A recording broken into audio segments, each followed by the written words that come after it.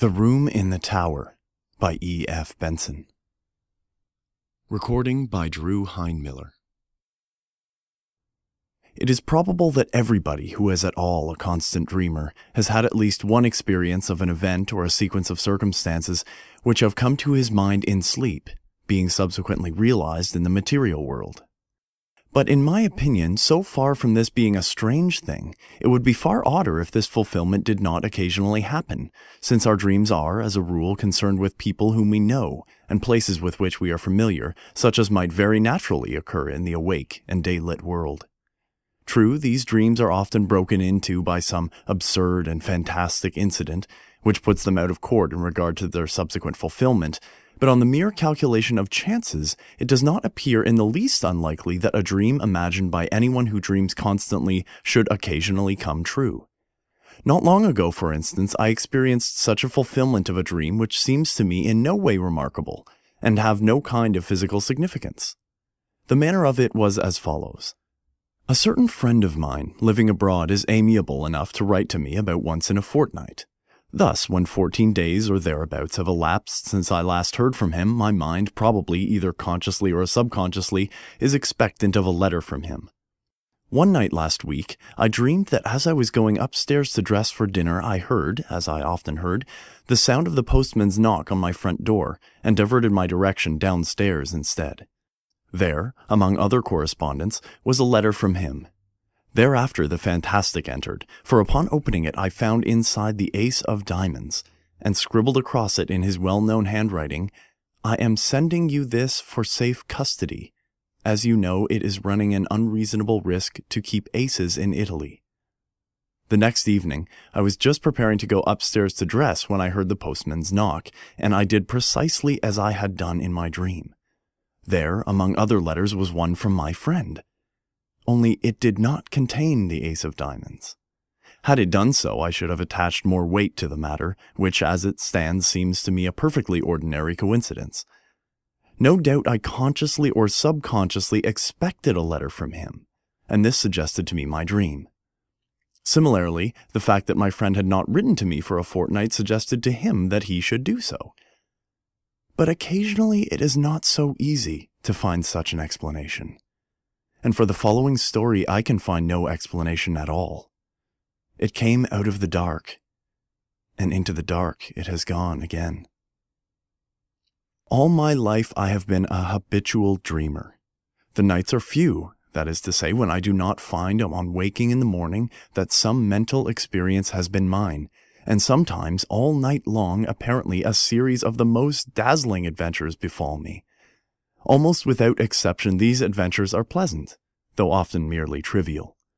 It is of an exception that I am going to speak. It was when I was about 16 that a certain dream first came to me, and this is how it befell. It opened with my being set down at the door of a big red brick house, where I understood I was going to stay. The servant who opened the door told me that tea was being served in the garden, and led me through a low dark-paneled hall, with a large open fireplace, onto a cheerful green lawn set round with flower beds. There were grouped about the tea table a small party of people, but they were all strangers to me except one, who was a schoolfellow called Jack Stone, clearly the son of the house, and he introduced me to his mother and father and a couple of sisters. I was, I remember, somewhat astonished to find myself here, for the boy in question was scarcely known to me, and I rather disliked what I knew of him. Moreover, he had left school nearly a year before. The afternoon was very hot, and an intolerable oppression reigned. On the far side of the lawn ran a red brick wall, with an iron gate in its center, outside of which stood a walnut tree. We sat in the shadow of the house opposite a row of long windows, inside which I could see a table with cloth laid, glimmering with glass and silver. This garden front of the house was very long, and at one end of it stood a tower of 3 stories which looked to me much older than the rest of the building. Before long, Mrs. Stone, who, like the rest of the party, had sat in absolute silence, said to me, "Jack will show you your room. I have given you the room in the tower." Quite inexplicably, my heart sank at her words. I felt as if I had known that I should have the room in the tower, and that it contained something dreadful and significant. Jack instantly got up, and I understood I had to follow him. In silence, we passed through the hall and mounted a great oak staircase with many corners, and arrived at a small landing with 2 doors set in it. He pushed one of these open for me to enter, and without coming in himself, closed it after me. Then I knew that my conjecture had been right. There was something awful in the room, and with the terror of nightmare growing swiftly and enveloping me, I awoke in a spasm of terror. Now, that dream, or variations on it, occurred to me intermittently for 15 years. Most often it came in exactly this form: the arrival, the tea laid out on the lawn, the deadly silence succeeded by that one deadly sentence, the mounting with Jack Stone up to the room in the tower where horror dwelt, and it always came to a close in the nightmare of terror at that which was in the room, though I never saw what it was. At other times I experienced variations on this same theme. Occasionally, for instance, we would be sitting at dinner in the dining room, into the windows of which I had looked on the first night when the dream of this house visited me, but wherever we were, there was the same silence, the same sense of dreadful oppression and foreboding. And the silence I knew would always be broken by Mrs. Stone saying to me, "Jack will show you your room. I have given you the room in the tower." Upon which, this was invariable, I had to follow him up the oak staircase with many corners and enter the place that I dreaded more and more each time that I visited it in sleep. Or again, I would find myself playing cards, still in silence, in a drawing room lit with immense chandeliers that gave a blinding illumination. What the game was, I have no idea. What I remember, with a sense of miserable anticipation, was that soon Mrs. Stone would get up and say to me, "Jack will show you your room. I have given you the room in the tower." This drawing room where we played cards was next to the dining room, and as I have said, was always brilliantly illuminated, whereas the rest of the house was full of dusk and shadows. And yet how often, in spite of those bouquets of lights, have I not pored over the cards that were dealt me, scarcely able for some reason to see them. Their designs, too, were strange. There were no red suits, but all were black, and among them there were certain cards which were black all over. I hated and dreaded those. As this dream continued to recur, I got to know the greater part of the house. There was a smoking room beyond the drawing room, at the end of the passage with a green baize door. It was always very dark there, and as often as I went there I passed somebody whom I could not see in the doorway coming out. Curious developments, too, took place in the characters that peopled the dream, as might happen to living persons. Mrs. Stone, for instance, who, when I first saw her, had been black-haired, became grey, and instead of rising briskly as she had done at first when she said, "Jack will show you your room. I have given you the room in the tower," got up very feebly, as if the strength was leaving her limbs. Jack also grew up, and became a rather ill-looking young man with a brown mustache, while one of the sisters ceased to appear, and I understood that she was married. Then it so happened that I was not visited by this dream for 6 months or more, and I began to hope, in such inexplicable dread did I hold it, that it had passed away for good. But one night after this interval I again found myself being shown onto the lawn for tea, and Mrs. Stone was not there, while the others were all dressed in black. At once I guessed the reason, and my heart leapt at the thought that perhaps this time I should not have to sleep in the room in the tower. And though we usually all sat in silence, on this occasion the sense of relief made me talk and laugh as I had never done. But even then matters were not altogether comfortable, for no one else spoke, but they all looked secretly at each other. And soon the foolish stream of my talk ran dry, and gradually an apprehension, worse than anything I had previously known, gained on me as the light slowly faded. Suddenly, a voice which I knew well broke the stillness, the voice of Mrs. Stone saying, "Jack will show you your room. I have given you the room in the tower." It seemed to come from near the gate in the red brick wall that bounded the lawn, and looking up I saw that the grass outside was sown thick with gravestones. A curious grayish light shone from them, and I could just read the lettering on the grave nearest me, and it was, "In evil memory of Julia Stone." And as usual, Jack got up, and again I followed him through the hall and up the staircase with many corners. On this occasion it was darker than usual, and when I passed into the room in the tower I could only just see the furniture, the position of which was already familiar to me. Also there was a dreadful odor of decay in the room, and I woke screaming. The dream, with such variations and developments as I have mentioned, went on at intervals for 15 years. Sometimes I would dream it 2 or 3 nights in succession. Once, as I have said, there was an intermission of 6 months, but taking a reasonable average, I should say that I dreamed it quite as often as once in a month. It had, as is plain, something of nightmare about it, since it always ended in the same appalling terror, which so far from getting less, seemed to me to gather fresh every time that I experienced it. There was, too, a strange and dreadful consistency about it. The characters in it, as I have mentioned, got regularly older. Death and marriage visited this silent family, and I never in the dream, after Mrs. Stone died, set eyes on her again. But it was always her voice that told me that the room in the tower was prepared for me, and whether we had tea out on the lawn or the scene was laid in one of the rooms overlooking it, I could always see her gravestone standing just outside the iron gate. It was the same, too, with the married daughter. Usually she was not present, but once or twice she returned again, in company with a man whom I took to be her husband. He, too, like the rest of them, was always silent. But owing to the constant repetition of the dream, I had ceased to attach in my waking hours any significance to it. I never met Jack Stone again during all those years, nor did I ever see a house that resembled this dark house of my dream. And then, something happened.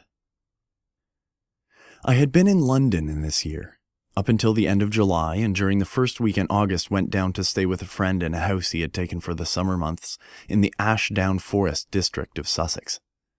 I left London early, for John Clinton was to meet me at Forest Row Station, and we were going to spend the day golfing and go to his house in the evening.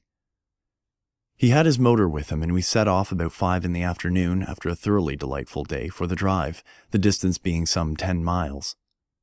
As it was still so early, we did not have tea at the clubhouse, but waited till we should get home. As we drove, the weather, which up till then had been, though hot, deliciously fresh, seemed to me to alter in quality, and became very stagnant and oppressive. I felt that indefinable sense of ominous apprehension that I am accustomed to before thunder. John, however, did not share my views, attributing my loss of lightness to the fact that I had lost both my matches. Events proved, however, that I was right, though I do not think that the thunderstorm that broke that night was the sole cause of my depression. Our way lay through deep, high-banked lanes, and before we had gone very far I fell asleep and was only awakened by the stopping of the motor, and with a sudden thrill, partly of fear but chiefly of curiosity, I found myself standing in the doorway of my house of dream. We went, I half wondering whether or not I was dreaming still, through a low oak-paneled hall and out onto the lawn, where tea was laid in the shadow of the house. It was set in flower beds. A red brick wall with a gate in it bounded one side, and out beyond that was a space of rough grass with a walnut tree. The facade of the house was very long, and at one end stood a 3-storied tower, markedly older than the rest. Here for the moment all resemblance to the repeated dream ceased. There was no silent and somehow terrible family, but a large assembly of exceedingly cheerful persons, all of whom were known to me, and in spite of the horror with which the dream itself always filled me, I felt nothing of it now that the scene of it was thus reproduced before me. But I felt intensest curiosity as to what was going to happen. Tea pursued its cheerful course, and before long Mrs. Clinton got up, and at that moment I think I knew what she was going to say. She spoke to me, and what she said was, "Jack will show you your room. I have given you the room in the tower."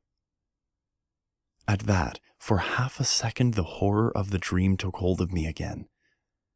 But it quickly passed, and again I felt nothing more than the most intense curiosity. It was not very long before it was amply satisfied. John turned to me. "Right up at the top of the house," he said. "But I think you'll be comfortable. We're absolutely full up. Would you like to go and see it now?" "By Jove, I believe that you are right, and that we are going to have a thunderstorm. How dark it has become." I got up and followed him. We passed through the hall and up the perfectly familiar staircase. Then he opened the door and I went in. And at that moment, sheer unreasoning terror again possessed me. I did not know what I feared. I simply feared. Then, like a sudden recollection, when one remembers a name which has long escaped the memory, I knew what I feared. I feared Mrs. Stone, whose grave with the sinister inscription, "In evil memory," I had so often seen in my dream, just beyond the lawn which lay below my window. And then once more the fear passed so completely that I wondered what there was to fear. And I found myself sober and quiet and sane, in the room in the tower, the name of which I had so often heard in my dreams, and the scene of which was so familiar. I looked around it with a certain sense of proprietorship and found that nothing had been changed from the dream nights in which I knew it so well. Just to the left of the door was the bed, lengthways along the wall, with the head of it in the angle. In a line with it was the fireplace and a small bookcase. Opposite the door, the outer wall was pierced by 2 lattice-paned windows, between which stood the dressing table, while ranged along the fourth wall was the washing stand and a big cupboard. My luggage had already been unpacked, for the furniture of dressing and undressing lay orderly on the washstand and toilet table, while my dinner clothes were spread out on the coverlet of the bed. And then, with a sudden start of unexplained dismay, I saw that there were 2 rather conspicuous objects which I had not seen before in my dreams. One, a life-size oil painting of Mrs. Stone. The other, a black-and-white sketch of Jack Stone, representing him as he appeared to me only a week before in the last of the series of these repeated dreams, a rather secret and evil-looking man of about 30. His picture hung between the windows, looking straight across the room to the other portrait, which hung at the side of the bed. At that I looked next, and as I looked, I felt once more the horror of nightmare seize me. It represented Mrs. Stone, as I had seen her last in my dreams, old and withered and white-haired.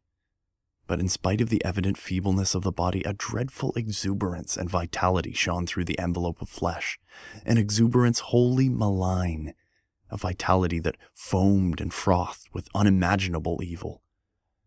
Evil beamed from the narrow, leering eyes. It laughed in the demon-like mouth. The whole face was instinct with some secret and appalling mirth. The hands, clasped together on the knee, seemed shaking with suppressed and nameless glee. Then I saw also that it was signed in the left-hand bottom corner, and wondering who the artist could be, I looked more closely and read the inscription, "Julia Stone, by Julia Stone." There came a tap at the door, and John Clinton entered. "Got everything you want?" he asked. "Rather more than I want," said I, pointing to the picture. He laughed. "Hard-featured old lady," he said. "By herself, too, I remember. Anyhow, she can't have flattered herself much." "But don't you see," said I, it's scarcely a human face at all. It's the face of some witch, some devil." He looked at it more closely. "Yes, it isn't very pleasant," he said. "Scarcely a bedside manner, eh? Yes. I can imagine getting the nightmare if I went to sleep with that close by my bed. I'll have it taken down if you like." "I really wish you would," I said. He rang the bell, and with the help of a servant we detached the picture and carried it out onto the landing and put it with its face to the wall. "By Jove, the old lady is a weight," said John, mopping his forehead. "I wonder if she had something on her mind." The extraordinary weight of the picture had struck me, too. I was about to reply when I caught sight of my own hand. There was blood on it, in considerable quantities, covering the whole palm. I've cut myself somehow," said I. John gave a little startled exclamation. "Why, I have too," he said. Simultaneously, the footman took out his handkerchief and wiped his hand with it. I saw that there was blood also on his handkerchief. John and I went back into the tower room and washed the blood off, but neither on his hand nor on mine was there the slightest trace of a scratch or a cut. It seemed to me that, having ascertained this, we both, by a sort of tacit consent, did not allude to it again. Something in my case had dimly occurred to me that I did not wish to think about. It was but a conjecture, but I fancied that I knew the same thing had occurred to him. The heat and oppression of the air, for the storm we had expected was still undischarged, increased very much after dinner, and for some time most of the party, among whom were John Clinton and myself, sat outside on the path bounding the lawn, where we had had tea. The night was absolutely dark, and no twinkle of star or moon ray could penetrate the pall of cloud that overset the sky. By degrees our assembly thinned. The women went up to bed, men dispersed to the smoking or billiard room, and by 11 o'clock my host and I were the only two left. All the evening I thought that he had something on his mind, and as soon as we were alone he spoke. "The man who helped us with the picture had blood on his hand too, did you notice?" he said. "I asked him just now if he had cut himself, and he said he supposed he had, but that he could find no mark of it. Now where did that blood come from?" By dint of telling myself that I was not going to think about it, I had succeeded in not doing so, and I did not want, especially just at bedtime, to be reminded of it. "I don't know," said I, "and I don't really care, so long as the picture of Mrs. Stone is not by my bed." He got up. "But it's odd," he said. "Ha! Now you'll see another odd thing." A dog of his, an Irish Terrier by breed, had come out of the house as we talked. The door behind us into the hall was open, and a bright oblong of light shone across the lawn to the iron gate which led on to the rough grass outside, where the walnut tree stood. I saw that the dog had all his hackles up, bristling with rage and fright. His lips were curled back from his teeth, as if he was ready to spring at something, and he was growling to himself. He took not the slightest notice of his master or me, but stiffly and tensely walked across the grass to the iron gate. There he stood for a moment, looking through the bars and still growling. Then all of a sudden, his courage seemed to desert him. He gave one long howl and scuttled back to the house with a curious, crouching sort of movement. "He does that half a dozen times a day," said John. "He sees something which he both hates and fears." I walked to the gate and looked over it. Something was moving on the grass outside, and soon a sound which I could not instantly identify came to my ears. Then I remembered what it was. It was the purring of a cat. I lit a match and saw the purrer, a big blue Persian, walking round and round in a little circle just outside the gate, stepping high and ecstatically, with tail carried aloft like a banner.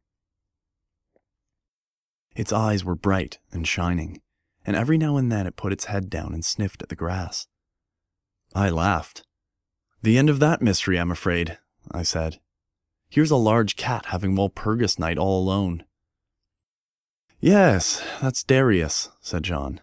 "He spends half the day and all night there.